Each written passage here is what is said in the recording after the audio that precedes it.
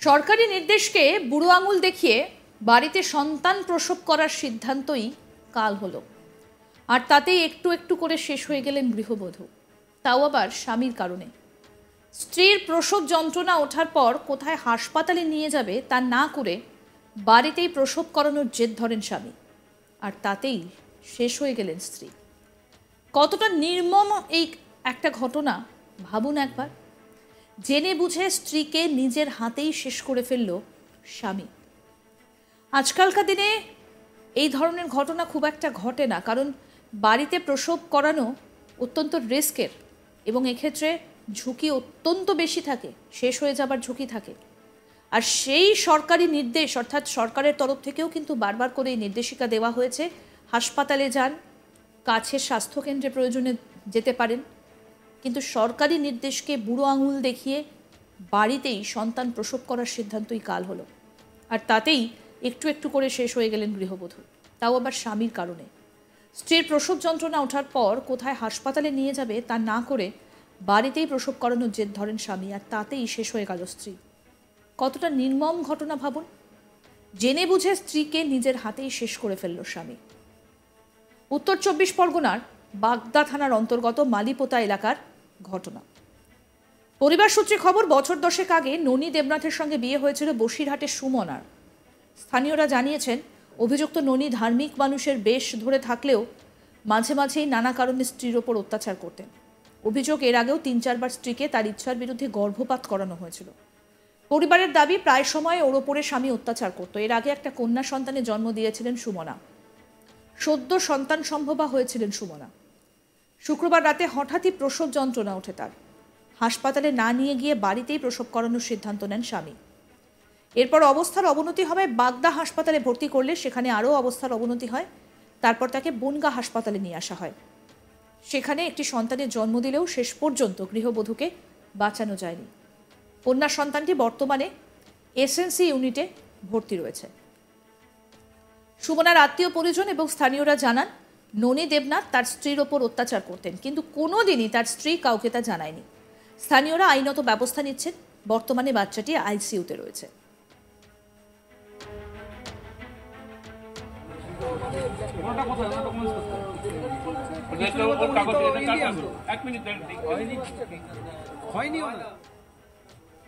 সুমনার মাসি কি বলছেন শুনবো।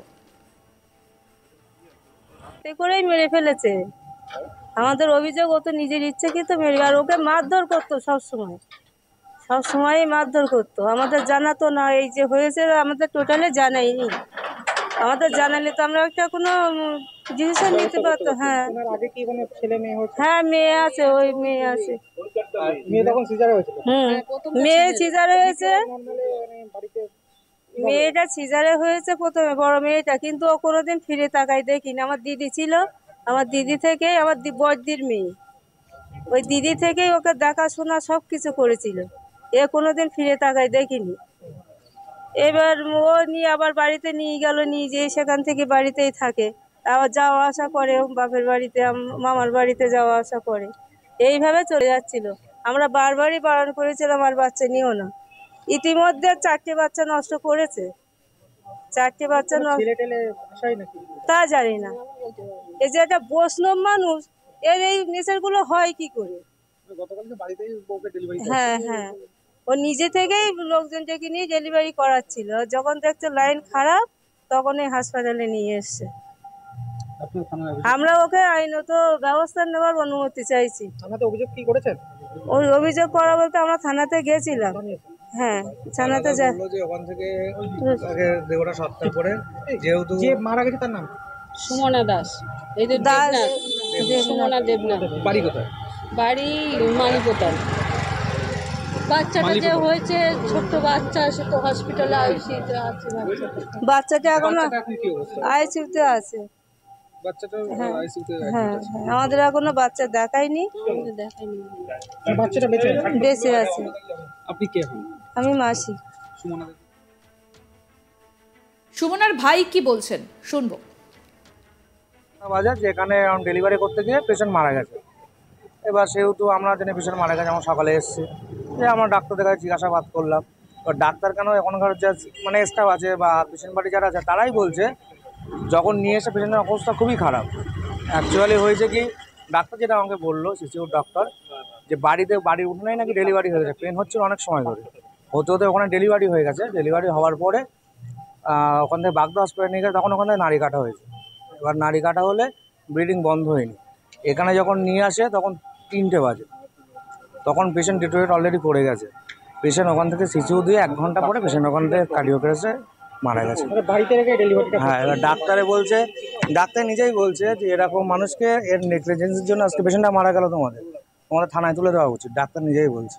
মানে এখন তো সায়েন্সের যুগে বাড়িতে তো না এটা করার। আর তাছাড়া প্রথম বাচ্চা যখন আমার সিস্টারে হয়েছে, সিজারে হয়েছে, তো আমার সেকেন্ড বাচ্চা নর্মালে তো এরকম কোনো জায়গায় নিজের এগুলো কমন সেন্সের দরকার, এগুলো কমন সেন্সের তো একটা দরকার আছে। যে মারা গেছে তার নামটা? সুমনা দেবনাথ, আমার দিদি হয়। আপনার দিদি? আপনার নাম? রাকেশ দাস।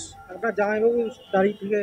হ্যাঁ, এটা তো শুনছি। এখন আমাদেরকে ওটা বলা হয়নি, আমাদেরকে বলা হয়েছে যে নাকি এখানে এসে হসপিটালে ডেলিভারি করতে গিয়ে এরকম মারা গেছে। এখানে এসে জানতে পারলাম না জিনিসটা এরকম হয়েছে।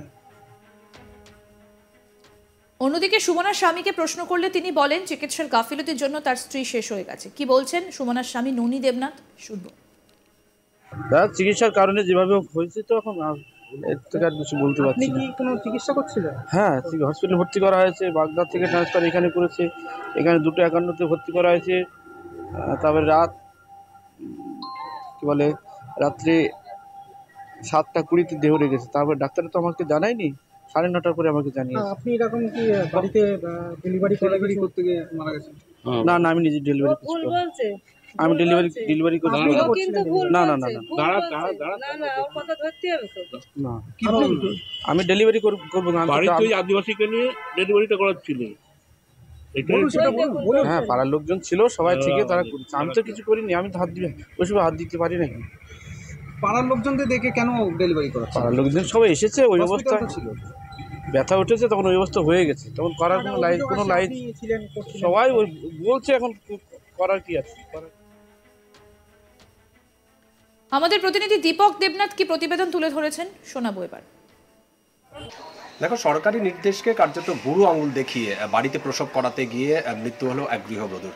বসিরহাটের সেই গৃহবধূ সুমনা দেবনাথ, এবং তার বিয়ে হয় বাগদা থানার অন্তর্গত মালিপোতা এলাকায়, এবং তার স্বামীর নাম হচ্ছে ননীগোপাল দেবনাথ। এবং বছর 10 আগে বিয়ে হয়, তাদের 8 বছরের একটি সন্তানও রয়েছে। কিন্তু সম্প্রতি সেই সুমনা সন্তান সম্ভবা হয়ে পড়েন, এবং গত শুক্রবার আমরা যেটা জানতে পেরেছি যে গত শুক্রবার তার প্রসব বেদনা ওঠে, এবং সেই সময় তার যে স্বামী ননীগোপাল দেবনাথ। আরও আপডেট পেতে দেখতে থাকুন আজ তাক বাংলা, সাবস্ক্রাইব করুন।